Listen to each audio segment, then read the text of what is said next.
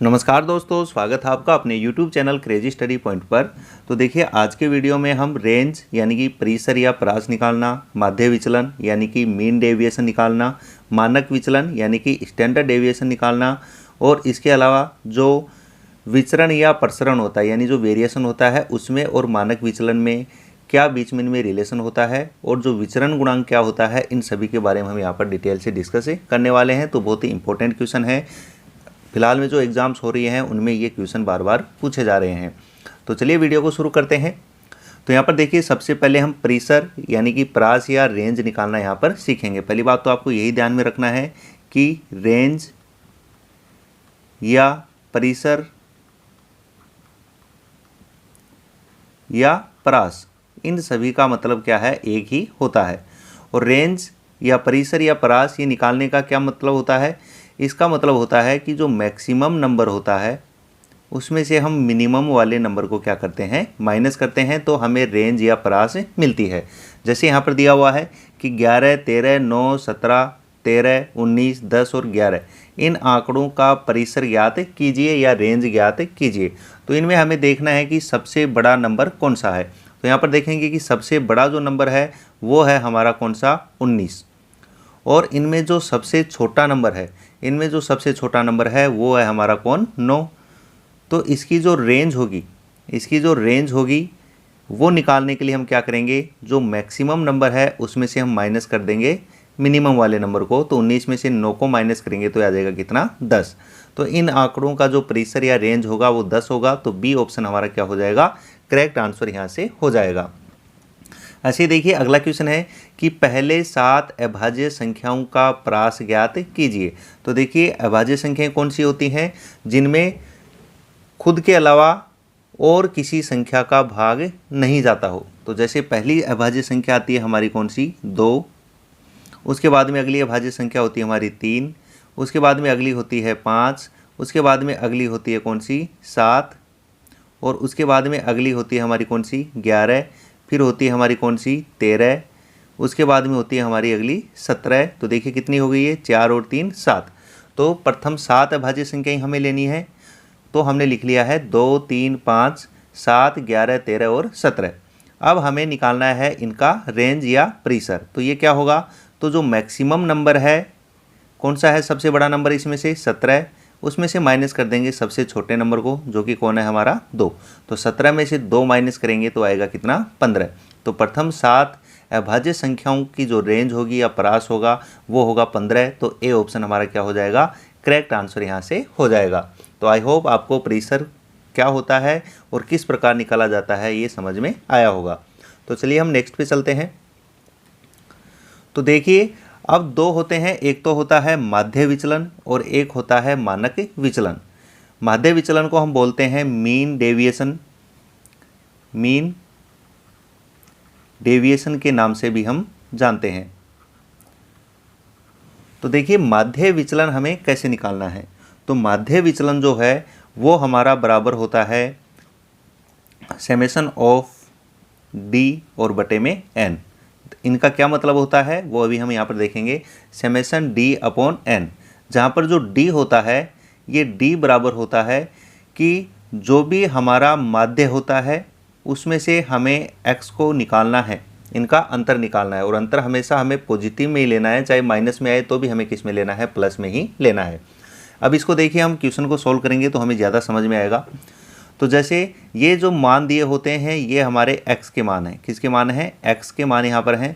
तो हम यहाँ पर लिखेंगे, एक टेबल के माध्यम से मैं समझाता हूँ ताकि बेटर समझ में आएगा। तो देखिए, यदि यहाँ पर लिखें x के मान, तो देखिए x के मान क्या क्या है यहाँ पर। तो हमारे पास है 3, 10, फिर 10, उसके बाद में 4, और उसके बाद में है हमारे पास 7, उसके बाद में हमारे पास 10, और उसके बाद में हमारे पास कौन, 5। तो यहाँ से हम क्या करेंगे, एक अलग कॉलम बनाएंगे किसका, माध्य माइनस x का। अब इन आंकड़ों का हमें क्या निकालना है, माध्य निकालना है। तो देखिए इनका मीन क्या हो जाएगा, तो सभी को हम ऐड करेंगे तो 3 और 10 हो जाएंगे 13, 13 और 10 हो जाएंगे 23, 23 और 4 हो जाएंगे 27, 27 और 7 हो जाएंगे कितने, 34, 34 और 10 हो जाएंगे हमारे 44, 44 और 5 हो जाएगा कितना, 49। तो ऊपर तो टोटल हो गया 49, और बटे में इन सभी का योग सॉरी कितनी संख्याएं हैं उसका हम क्या लगाएंगे, भाग लगाएंगे। तो योग में कितने नंबर से उनका भाग लगाएंगे, तो 1 2 3 4 5 6 और 7। तो टोटल नंबर कितने हैं, ये 7 हैं। तो 49/7 का मतलब हो जाएगा कितना, 7। तो इनका जो माध्य है या जो एवरेज है वो हमारा है कितना, 7।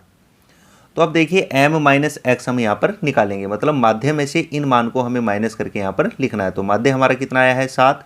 तो 7 में से 3 को माइनस करेंगे तो आएगा कितना, देखिए 4। और 7 और 10 का अंतर कितना है, 3। मैंने अभी बताया था आपको कि हमें अंतर जो है वो प्लस में ही लेना है, चाहे माइनस में भी आए। तो देखिए 7 और 10 का अंतर 3, 7 और 10 का अंतर 3, 7 और 4 का अंतर कितना हो जाएगा, तो 7 और 4 का अंतर भी 3, और 7 और 7 का अंतर 0, 7 और 10 का अंतर कितना, 3, और 7 और 5 का अंतर कितना हो जाएगा, 2। तो ये आ गया हमारा किसका मान, डी का मान। ये किसका मान है, डी का मान है। तो हमें देखिए समेसन ऑफ डी का यहाँ पर पता करना होगा। समेसन का मतलब होता है जोड़ना। तो डी वाले जो कॉलम है इसका हमें क्या करना है, योग करेंगे तो हमें मिलेगा समेसन ऑफ डी। तो यहाँ पर देखिए जोड़ेंगे तो कितना होगा, 4 3 7 3 10, 10 और 3 हो जाएगा कितना, 13, 13 और 3 हो जाएगा कितना, 16, और 16 और 2 कितना हो जाएगा, 18। तो ये आया है कितना हमारा, 18। तो यहाँ पर देखिए हमारा जो माध्य विचलन है ये बराबर हो जाएगा किसके, माध्य विचलन बराबर होता है किसके, अभी हमने ऊपर देखा था फॉर्मूला, समेसन ऑफ डी और बटे में आएगा कौन, एन। तो यहाँ पर देखिए समेसन ऑफ डी आया है 18, और टोटल कितने नंबर हैं, ये 7 हैं। तो इनका माध्य विचलन हो जाएगा 18/7। तो डी ऑप्शन हमारा क्या हो जाएगा, करेक्ट आंसर यहाँ से हो जाएगा। अगला देखिए हमारा है कि 11 7 10 13 और 9 का मानक विचलन क्या होगा। तो यहाँ पर देखिए मानक विचलन पूछा है, ये था हमारा माध्य विचलन, और अब हमें निकालना है मानक विचलन, जिसको हम स्टैंडर्ड डेविएशन के नाम से भी जानते हैं। तो यहाँ पर देखिए दोनों का क्या फ़र्क होता है। तो अब हम देख रहे हैं यहाँ पर मानक विचलन। तो मानक विचलन निकालने का जो हमारा फॉर्मूला होता है वो होता है हमारा समेसन ऑफ डी स्क्वायर और बटे में एन, और इसका लेना होता है हमें अंडर रूट। देखिए माध्य विचलन था सिर्फ summation of D upon N, और मानक विचलन होता है under root summation of D square बटे एन। तो यहाँ पर देखिए वही काम हम यहाँ पर करेंगे। तो इसके लिए क्या करेंगे, पहले हम एक टेबल बना लेते हैं यहाँ पर। तो यहाँ पर देखिए ये है हमारा x का मान, और x में देखिए यहाँ पर क्या क्या है, 11, अगला है 7, अगला है यहाँ पर 10, अगला है 13, और अगला है हमारा 9। तो सबसे पहले तो हम इनका क्या निकालेंगे, माध्य निकालेंगे। और माध्य कैसे निकालते हैं, तो सभी को जोड़ना है और कितने नंबर है उसका भाग लगाना है। तो 11 और 7 हो जाएगा 18, 18 और 10 हो जाएगा 28, 28 और 13 हो जाएगा कितना, 41, 41 और 9 हो जाएगा कितना, 50। तो इनका जो माध्य है या औसत है वो बराबर हो जाएगा कितना, 50। और बटे में देखिए टोटल नंबर कितने हैं, 5 हैं। तो 50/5 ये आ जाएगा कितना, 10। अगला कॉलम हमें बनाना है किसका, तो अगला कॉलम बनाना है हमें डी का। और डी क्या होता है कि माध्य और जो हमारा एक्स वाला कॉलम है उसका हमें निकालना है यहाँ पर क्या, डिफरेंस। और डिफरेंस प्लस में ही हमें लेना है। तो देखिए 10 हमारा क्या है, माध्य। तो 10 और 11 का डिफरेंस हो जाएगा कितना, 1। 10 और 7 का डिफरेंस हो जाएगा यहाँ पर कितना, 3। 10 और 10 का डिफरेंस कितना होगा, 0। 10 और 13 का डिफरेंस होगा कितना, 3। और 10 और 9 का डिफरेंस हो जाएगा हमारा कितना, 1। तो ये जो मान आया है ये मान आया हमारा किसका, डी का। लेकिन हमें ज़रूरत पड़ेगी यहाँ पर किसकी, डी स्क्वायर की। तो यहाँ पर देखिए डी स्क्वायर क्या हो जाएगा, तो इस वाले कॉलम का स्क्वायर करना है। तो 1 का स्क्वायर हो जाएगा 1, 3 का स्क्वायर हो जाएगा 9, 0 का स्क्वायर 0, 3 का स्क्वायर 9 और 1 का स्क्वायर 1।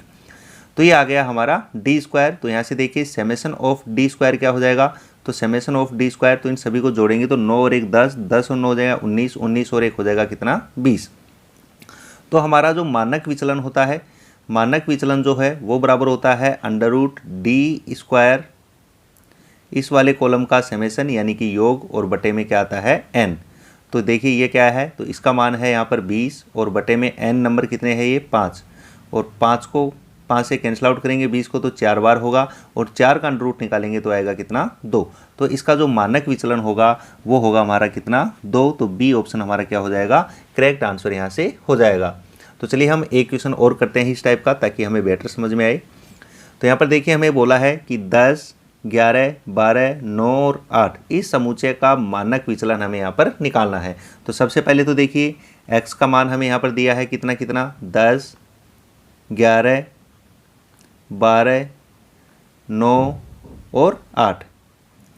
उसके बाद में हम क्या करेंगे, इन सब का माध्य निकालेंगे और माध्य m निकालेंगे तो ये होगा कितना 10 और 11 21, 21 और 12 कितना हो जाएगा 33, 33 और 9 हो जाएगा कितना 42, 42 और 8 कितना हो जाएगा 50। और टोटल नंबर कितने हैं, ये 5 हैं, तो 50 में 5 का भाग लगाएंगे तो आएगा कितना 10। तो इनका माध्य कितना हो गया 10। तो अगला कॉलम बनाएंगे हम किसका, d का। और d क्या होता है, d होता है कि माध्य और x का अंतर। तो देखिए माध्य हमारा 10 है, तो यहाँ पर देखिए 10 और 10 का अंतर हो जाएगा कितना 0, 10 और 11 का अंतर हो जाएगा कितना 1, 10 और 12 का अंतर हो जाएगा 2, 10 और 9 का अंतर हो जाएगा 1 और 10 और 8 का अंतर हो जाएगा कितना 2। अब हमें निकालना है d स्क्वायर। तो यहाँ पर देखिए ये है d का कॉलम, तो 0 का स्क्वायर 0 हो जाएगा, 1 का स्क्वायर 1, 2 का स्क्वायर 4, 1 का स्क्वायर 1 और 2 का स्क्वायर 4।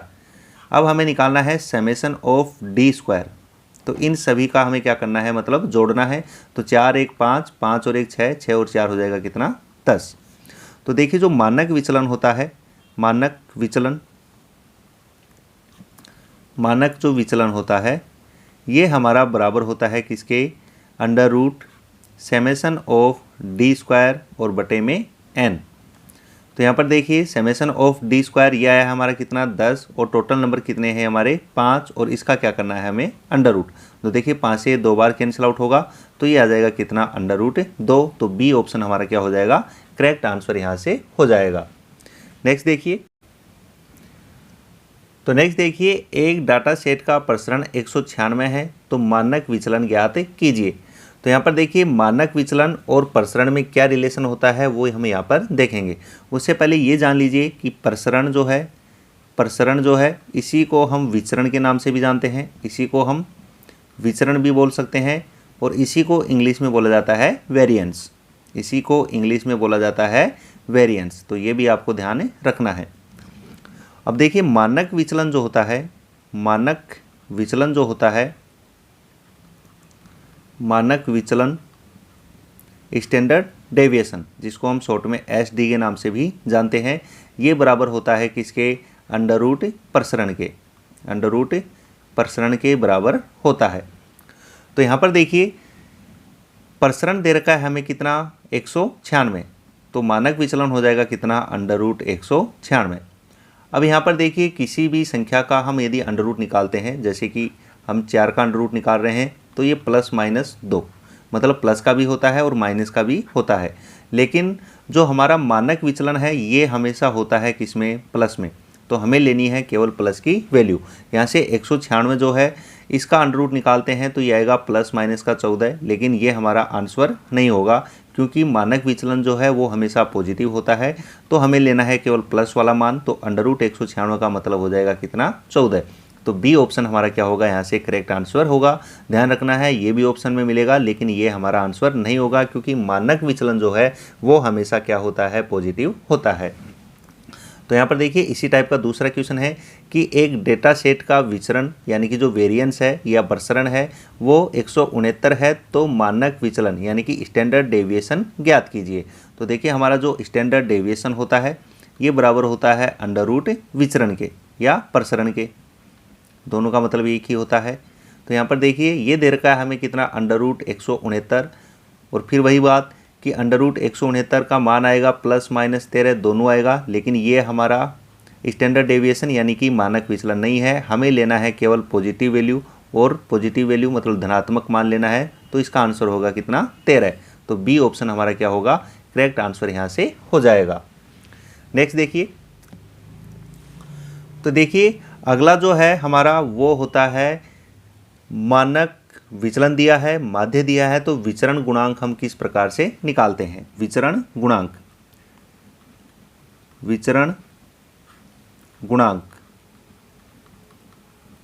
इसी को बोला जाता है कोफिशिएंट ऑफ वेरिएशन। यहाँ पर लिखा है देखो कोफिशिएंट ऑफ वेरिएशन, इसी को शॉर्ट में हम लिख देते हैं CV से। तो ये क्या होता है, तो इसको निकालने का फॉर्मूला होता है कि मानक विचलन